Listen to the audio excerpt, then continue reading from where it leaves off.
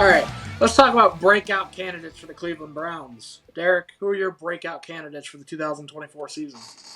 So for me, let's go offense first. Let's go Yeah. offense first, and then we'll go defense. So for me, we do have some in common here, surprisingly enough.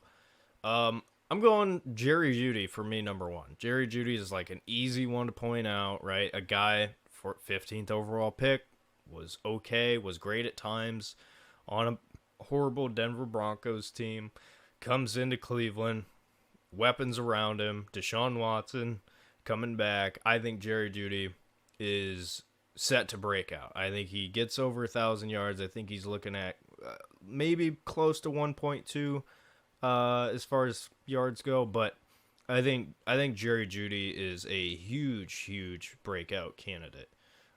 Tony, who's your first? See, I don't have Jerry Judy, but I do have another wide receiver, and that is Cedric Tillman. I think this is the year that Tillman finally gets things going. It's his second year in the league. He's got to get some increased playing time. He's got to be more of a factor because, guys like Jerry Judy and David Njoku are going to be double covered. Amari Cooper is going to be double covered. Tillman's going to have his opportunities, and he has to make the most of it, and I believe he will.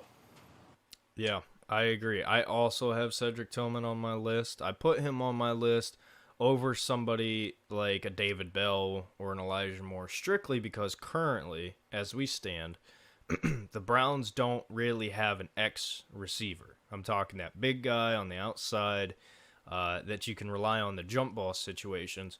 Go back and watch Tillman in college. That's what he did best. His average depth of target, I want to say, was like 17 yards. So this is a guy who has thrown the ball downfield in contested catch situations. He's dealt with an injury, right? He got hurt at Tennessee, so coming off of that injury, didn't really do a whole lot for us in year one. A little bit disappointing to some people. Don't write him off. He's still a good talent. At this current moment, he fits a role for this team. So I think he'll get more balls. Pause. So I have another wide receiver for my number two, and that is Elijah Moore. He was really hyped coming in, and he was very underwhelming last season during his first year with the Browns. Injury problems, just never really got it going for Cleveland, and I really think he needs to improve this season, or he may no longer be a member of the roster after the year.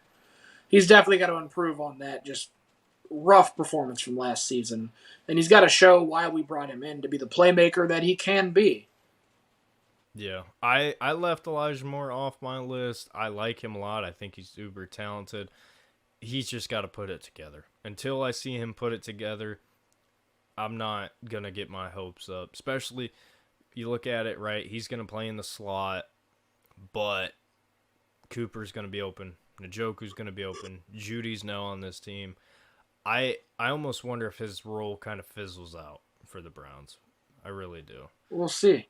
My number three, and this coincides with the new kickoff rule, Naheem Hines. He's going to have plenty of opportunities to make his name known in the special teams department with this new rule. He will likely be back there returning kicks this season. And with this new rule, we could see a boost in kickoff returns for touchdowns or big returns that set up great drives. And that's where he's going to be so important this season for the Cleveland Browns. Derek, who's your number three on offense? Yeah, my number three is somebody who, I mean, opinions on him are very varied, if that makes sense. And that's Jerome Ford. I think Jerome Ford is going to get a lot of reps this year. We already mentioned it. Nick Chubb, very good chance he could not play a lot early on in the year. I think the combination of Jerome Ford's shiftiness and ability to catch the ball out of the backfield, combined with Dante Foreman, downhill runner, that physical guy, I think Ford's going to get involved a lot. It's a more pass-heavy offense that we're going to. I think you're going to see Ford on the field a significant amount. I think he takes a step. He's had a year under his belt as a quote-unquote starter, if you will. Not really, but kind of getting starting reps. I think he takes a step up. I think some of the issues we had last year with him get cleaned up a bit. And I think he contributes. I think he does something for this team this year. Shifting to the defensive side of the football, I have Alex Wright as my number one. A lot of hype coming out of college, a guy that we all looked at as a potential replacement as the number 2 D end, and he's been making some strides throughout his first couple years with the team, and I think he will continue to make those strides this season. And I think he will be relied upon heavy in a rotational setting at the defensive end position. I think he's a gamer, he's a playmaker, and he's going to do big things for Cleveland in 2024. Yeah, my number one, sticking on that defensive line as well. Same position, different player here. Obo Okoronkwo, I have as a breakout. Now, you could argue that last year was kind of a breakout for him, getting in rotation. But to your point about Alex Wright, and I totally agree, I think this rotation at defensive end is immaculate. Like, it's going to be perfect. Because you have the right combination with Alex Wright as kind of like your run stopper. You have the veteran in Zadarius Smith. Obviously, Miles is Miles. But then Obo Okoronkwo, your speed rusher, guy who's going to fly to the football. We saw many times last season where Obo got to the quarterback, made an impact, and at the very least, he was in the quarterback's face. He was blowing up plays with pressure. When you have a guy with that skill set and you can rotate in and out and keep guys fresh, that is incredibly valuable. Zadarius Smith, we re-signed him 2 years, but he's been banged up at times. I think both Obo and Alex Wright get some significant playing time. I think they're going to use them in the ways they should be used best, and I think they're going to make an impact. So I agree with you. But Tony, who is your second defensive guy? My number 2 is Siaki Ika. I thought he was going to be more of a contributor last season for the Cleveland Browns, but he ended up being a healthy scratch the majority of the time, and I would like for him to be more of a contributor this upcoming season. It's nice to have a big man in the middle who can plug holes. He's going to be a good run stopper. You know, if we could just pair him up there with Alstino, it would be great. Absolutely. Couldn't agree more. My number 2 defensive player, I cheated.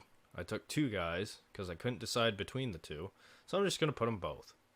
The first guy, he was kind of forgotten about last year, I feel like, and that's Juan Thornhill. Juan Thornhill was a guy who was a significant role player for the Kansas City Chiefs in their Super Bowl runs, plural. Not last year, obviously. He was a member of the Browns, but he was banged up.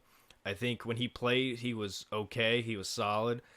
The way that Jim Schwartz runs his defense, it is meant for a safety like Juan Thornhill to come in and be that kind of, cleanup man. And I think that's the role that he played well in with the Chiefs, and I think he's going to do that here. I think he's just got to stay healthy. Now, my part 2, if he does not stay healthy, and I think there will be a rotation between these two, is Rocket Ronnie Hickman.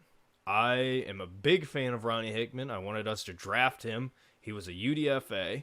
We bring him in, plays great in the preseason, plays great for the Browns when he was in the regular season. And listen, Tony, you watch as much college ball as I do. Ronnie Hickman was not a guy who played free safety. He was the in-the-box, strong safety linebacker hybrid. And, here we are. He's playing like a free safety, getting interceptions, playing at a high level. I think they're going to use him a lot more, use him in rotation, and I think he has a role on this team this year. I really do. I agree completely. My number 3 is Tony Fields. Because of the Browns' negligence at the linebacker position, Tony Fields is a guy that's going to get plenty of reps this season. He's going to likely be asked to step into a starter's role, and he has to step up this season. Otherwise, it could be a very long year for the Cleveland Browns. Yeah. Tony Fields is interesting. I don't know. I'm not a big fan, personally. But no, I wish we would have went and got, someone else or someone better players or Jerome Baker. Isaiah Simmons. He's still out there, I think. Yeah, but my third defensive guy, he played a little bit last year.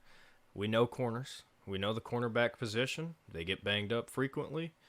Cam Mitchell.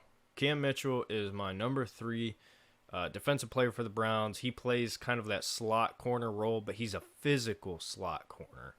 And, the Browns are going to have to make a decision on Greg Newsome. I don't think he's going to be here. There's a chance that Newsome's gone even before the season.